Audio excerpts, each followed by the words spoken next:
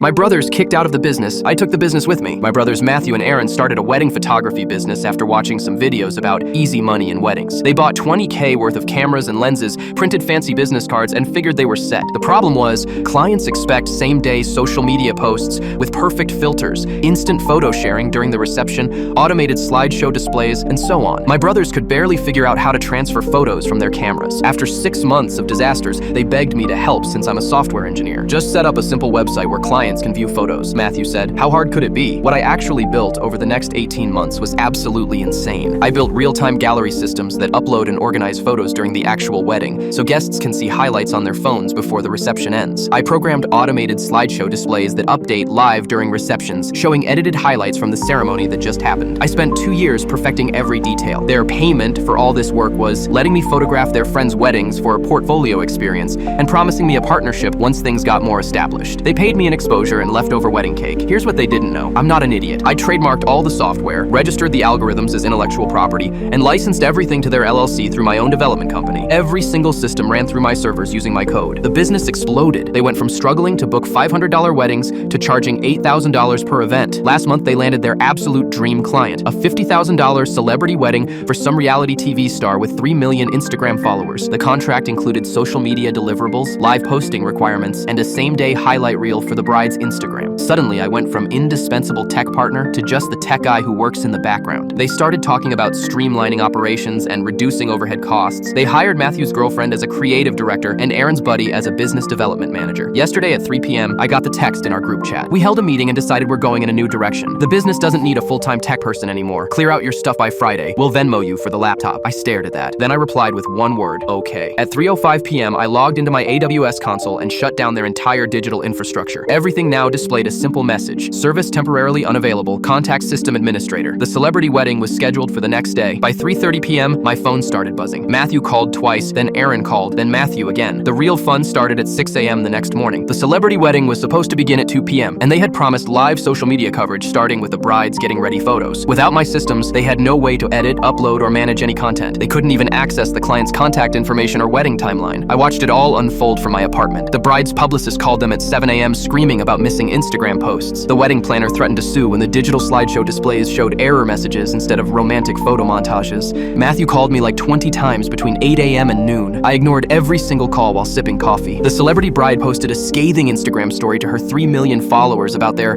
completely unprofessional disaster. She tagged their business account, and the comments section became a graveyard of their reputation. 3 days later, Aaron showed up at my apartment with a settlement offer and an apology letter. They offered me 30% ownership of the company and a formal apology. We signed it yesterday.